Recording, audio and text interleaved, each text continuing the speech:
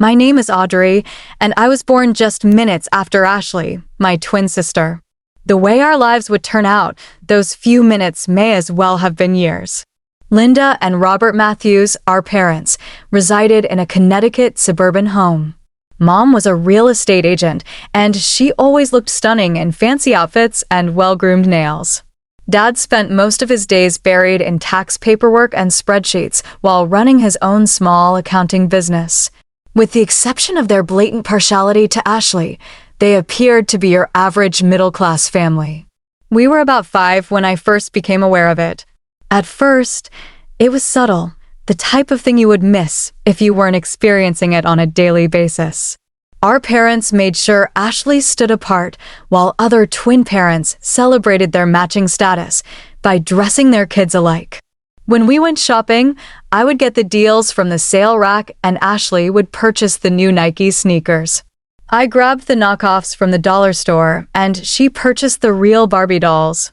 Our birthday festivities also felt unbalanced.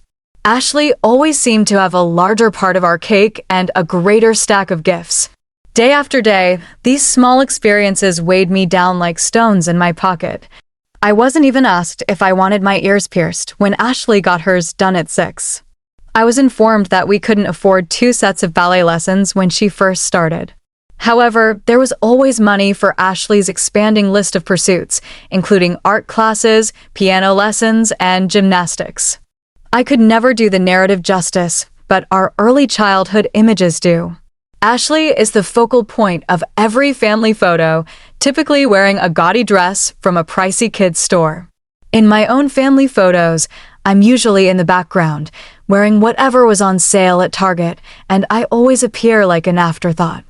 I recall thinking, maybe they just don't see it, while gazing up at the ceiling of our shared bedroom at night and taking in the glow-in-the-dark stars.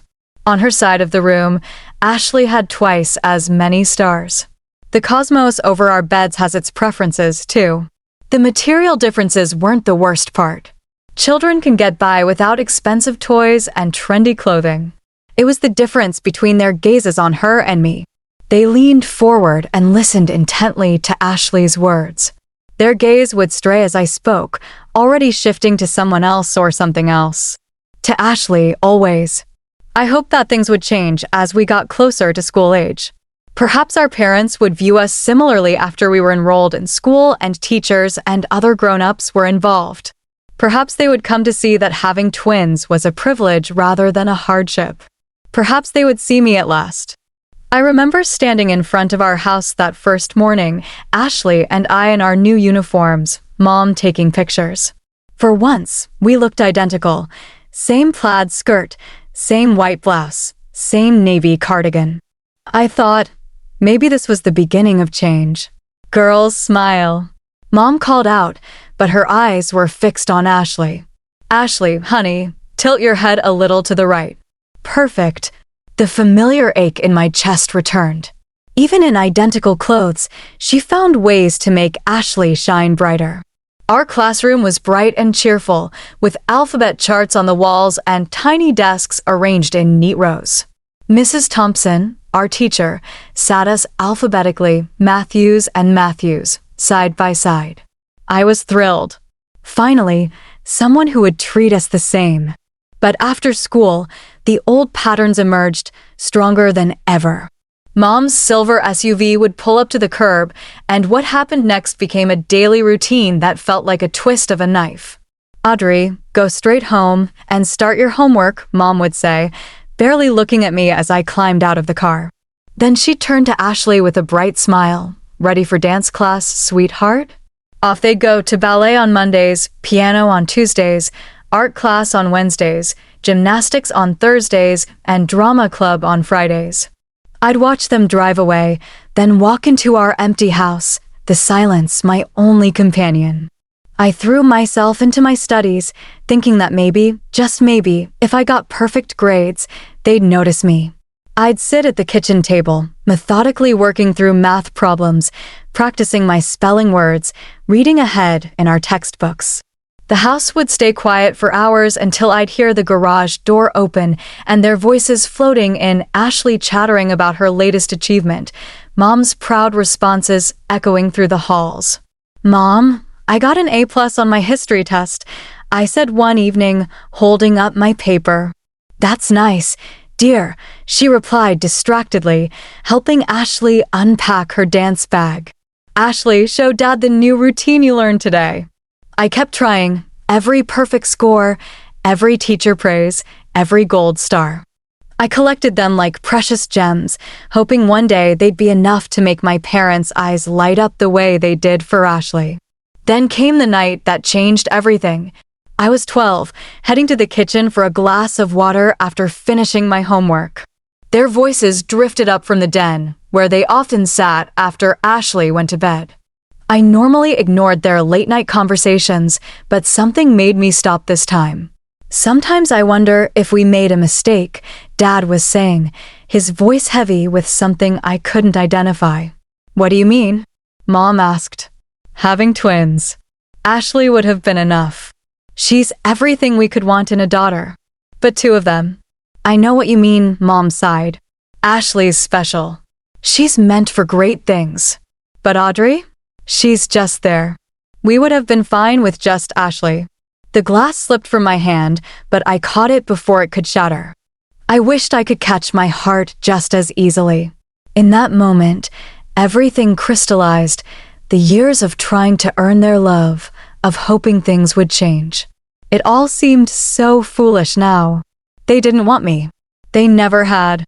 I was the unwanted twin, the extra daughter, the one they wished they didn't have. After that night, something shifted inside me. I stopped seeking approval and instead focused entirely on my studies. Turns out, freedom from constantly trying to please my parents cleared my mind in ways I never expected. My grades, already good, became exceptional. "Excellent analysis, Audrey," Mr. Peterson said one day in English class, holding up my essay on The Great Gatsby. "Class, this is exactly the kind of deep thinking I'm looking for." I could feel Ashley tensing up beside me, her pencil tapping against her desk in that aggressive way it did when she was angry. I kept my eyes forward, but I could see her face turning red from the corner of my eye. Similar scenes played out in other classes, math, science, history, it didn't matter. The more the teachers praised my work, the more Ashley seethed. It came to a head in chemistry when Mrs. Rodriguez asked me to tutor other students. That evening, I heard Ashley's voice from downstairs. "Mom, the teachers are being mean to me. They always praise Audrey and make me look bad. They're doing it on purpose." The next day, Mom stormed into school, designer handbag swinging, heels clicking against the linoleum floors. I watched from the hallway as she marched into Principal Williams' office, where they'd called in Mrs. Chin, our class teacher. "I want to know why your teachers are discriminating against my daughter," Mom demanded. Mrs. Chin, bless her, stayed calm and professional. "Mrs. Matthews, let me show you something." She pulled out our progress logs, laying them side by side. "Here are both girls' records. Audrey consistently scores in the top percentile in all subjects. Ashley's grades are." "Are you suggesting my Ashley isn't smart?" Mom interrupted. "Not at all. I'm merely pointing out that Audrey's academic achievements are. This is exactly what I'm talking about. You're all biased against Ashley." No amount of evidence could convince her. When she came home that day, I overheard her telling Dad that the teachers were obviously prejudiced against their precious Ashley. By 16, I was tired of asking for pocket money and watching Ashley get hundreds of dollars just for existing. I applied for a job at the Coffee Bean, a cute cafe just a few blocks from our house. It wasn't glamorous work, but I loved the independence it gave me. Plus, my coworkers actually appreciated my presence, a novel experience in my life. Ashley, of course, couldn't let me have even this small victory.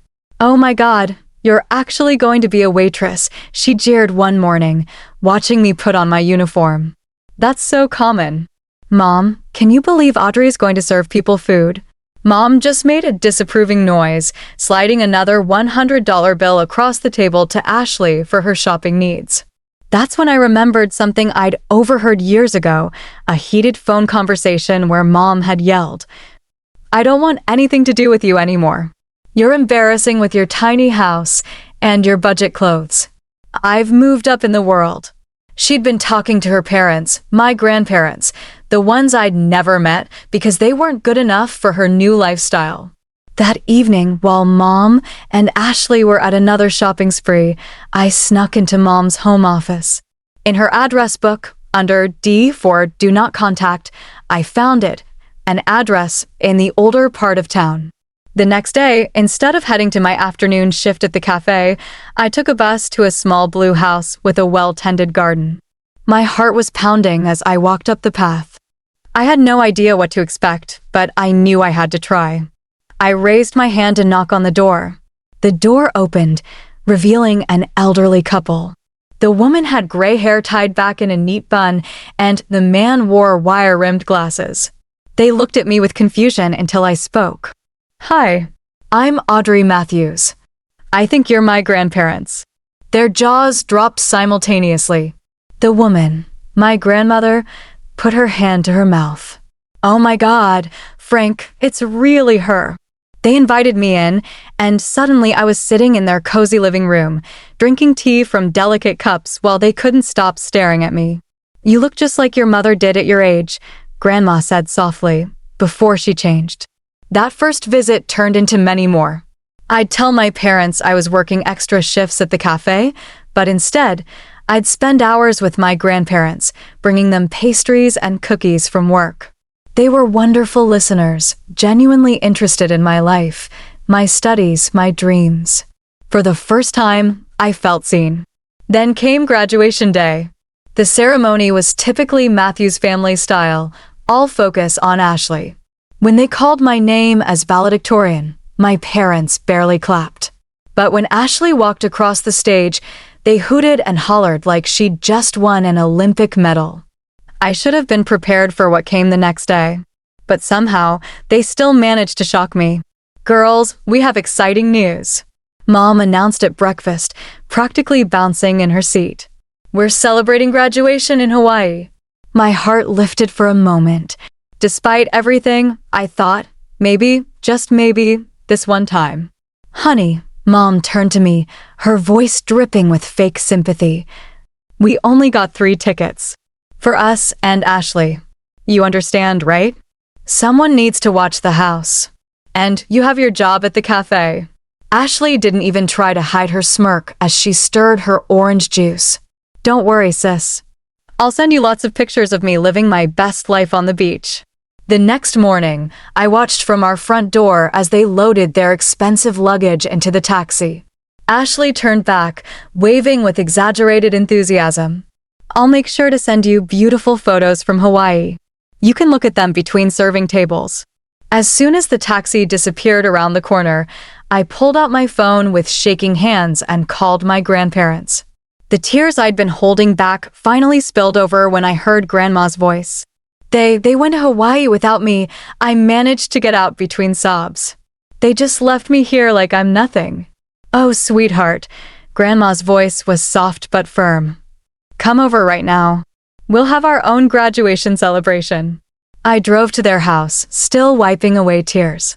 As I turned onto their street, I noticed something unusual. A brand new Mercedes C-Class sedan parked in their driveway, gleaming in the summer sun. It looked completely out of place next to their modest home. "Whose car is that?" I asked as I walked up to their front porch. Grandpa's eyes twinkled as he held up a set of keys. "Yours. Happy graduation, Audrey." I stood there, mouth open, sure I'd misheard him. "What? But how?" I thought. "Sit down. Dear." Grandma patted the porch swing. "We have something to tell you."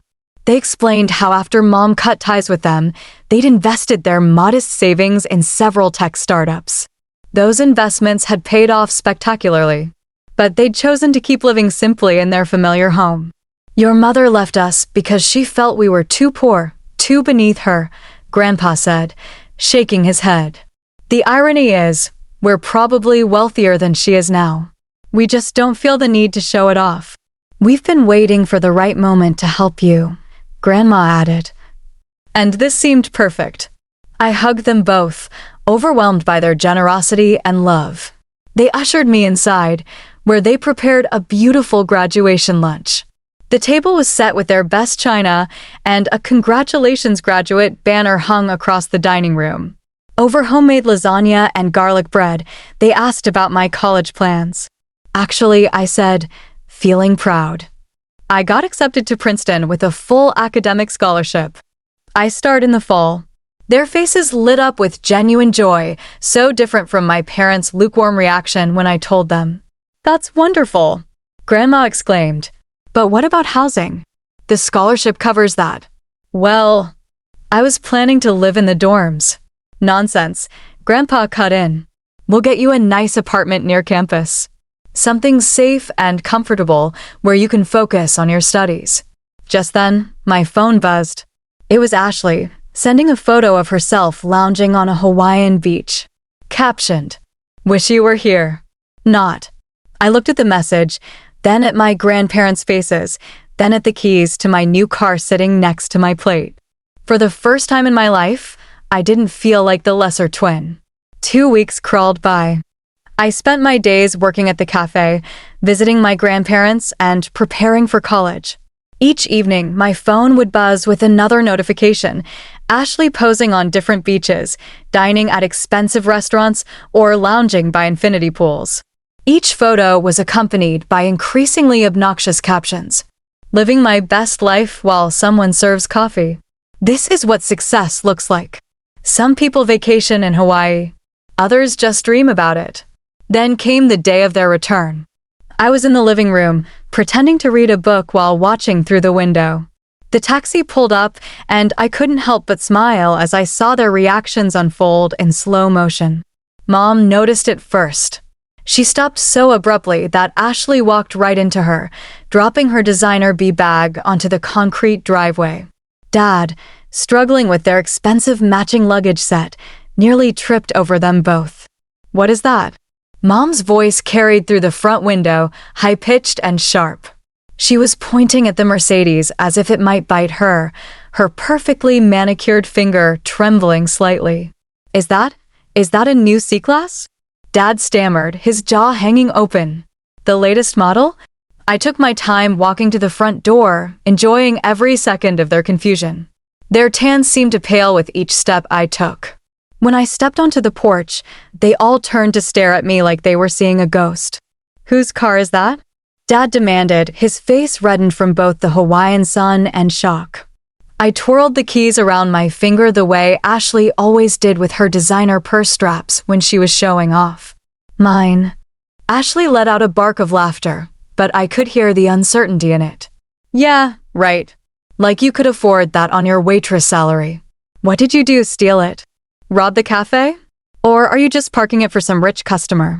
"Actually," I said, savoring each word like the expensive chocolates they'd never shared with me, "it was a graduation gift from Grandma and Grandpa." The color drained from Mom's tan face so fast I thought she might faint. "What? You know, your parents? The ones you were too embarrassed to talk to because they were too poor? Those grandparents." Dad turned to Mom so fast I thought he might get whiplash. "Linda, call your parents right now." His voice had that same demanding tone he used when ordering at restaurants. Mom's hand shook as she pulled out her phone, her French manicure catching the sunlight. She didn't even bother with pleasantries when Grandma answered, putting the phone on speaker without realizing it. "Where did you get the money for that car?" she demanded, her voice echoing in our front yard. I could hear Grandma's voice through the phone, calm and slightly amused. "Oh, hello to you too, dear. Enjoying your expensive vacation?" I saw all the lovely photos Ashley posted. "The Royal Hawaiian Hotel looks lovely this time of year. Don't change the subject. How could you afford to buy Audrey a Mercedes?" "Well, sweetheart," Grandma's voice dripped with satisfaction, "it seems you underestimated us. Those embarrassing parents you were so ashamed of? We're quite comfortable now. More than comfortable, actually. We're rich." Mom's entire demeanor changed instantly, her voice becoming syrupy sweet. "Mom, I've been thinking, maybe it's time we put the past behind us. Family is so important, after all." "Is it?" Grandma's voice was cool. Of course. And speaking of family, Mom's eyes darted to Ashley, who was already preening. You have another granddaughter who would love to get to know you. She could really use a nice car too. Maybe even something a little more special. Grandpa's laugh crackled through the speaker. You mean the granddaughter you just took to Hawaii while leaving Audrey alone? That granddaughter. Mom's face flushed. Look, as grandparents, you should treat the girls equally. They're the same age, after all. It's only fair they get the same gifts, equally. Grandma's voice turned sharp. That's rich coming from you, Linda. Parents should love their children equally too. But that hasn't been the case in your household, has it? The line went dead. Mom stared at her phone for a moment before turning to me, her expression hardening.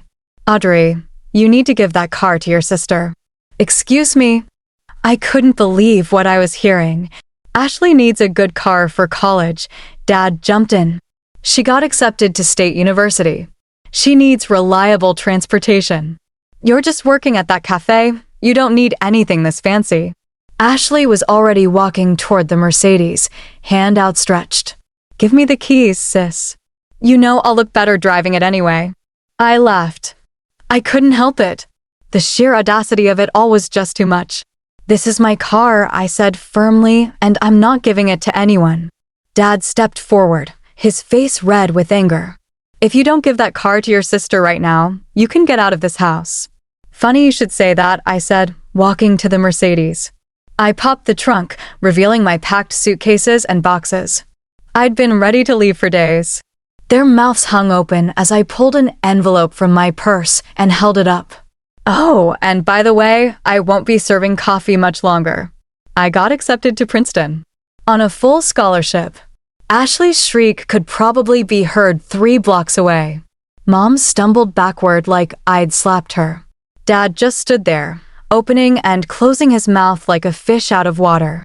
I got into my car, the leather seat still new enough to creak slightly. Through the windshield, I could see their shocked faces, their perfect family fantasy crumbling before their eyes. Those last few weeks of summer at my grandparents' house were the happiest I'd ever experienced. Every morning, I'd wake up to the smell of Grandma's coffee and the sound of Grandpa humming as he read the newspaper. No walking on eggshells. No competing for attention. No feeling like an unwanted shadow. Just peace. Moving to Princeton was bittersweet. I hugged my grandparents goodbye, promising to call every day and set off in my Mercedes with everything I owned. The drive to New Jersey felt like crossing a boundary between my old life and my new one. My grandparents had found me a beautiful little apartment just 10 minutes from campus. Nothing flashy, but worlds better than any dorm room, hardwood floors, big windows, and even a small balcony where I could study. They insisted on paying the rent despite my protests. I still wanted some independence, though, so I got a part-time job at a local coffee shop. The irony wasn't lost on me, still serving coffee, but this time by choice, not necessity. My coworkers were mostly other students, and for the first time in my life, I found myself making real friends. One Sunday afternoon, about a month into the semester, Grandma called with some interesting news. Your parents showed up at our door yesterday, she said. My heart skipped a beat. What did they want? Oh, the usual. Linda was all smiles and fake apologies, asking about our financial situation and hinting about Ashley's upcoming birthday. Your father kept looking around the house, probably trying to guess our net worth. What did you tell them? Grandpa's voice joined in on the line. We told them that we'd already decided what to do with our money. It's all going to you. I could picture their faces. How did they take that? Let's just say Linda's smile didn't look so genuine after that. Grandma chuckled. We asked them not to come back. That evening, I blocked their numbers and all their social media accounts, Ashley's too. I knew what would come next. Sudden declarations of love and regret, offers to start fresh as a family. But I didn't need their kind of family anymore. Now, sitting in my constitutional law class, taking notes and actually enjoying the complexity of the material, I sometimes think about that little girl who used to pray for her parents' love. I wish I could tell her that she'd find something better, not just love, but respect, support, and the freedom to be herself. My phone buzzes quietly in my pocket. Probably my study group confirming our meeting at the library later. Or maybe it's Jake, that cute guy from my psychology class who keeps asking to get coffee. Not at my cafe, thankfully. It's such a normal life. No drama, no constant comparisons, no feeling like I'm not enough. Just me, my studies, my friends, and my future stretching out ahead of me, full of possibilities.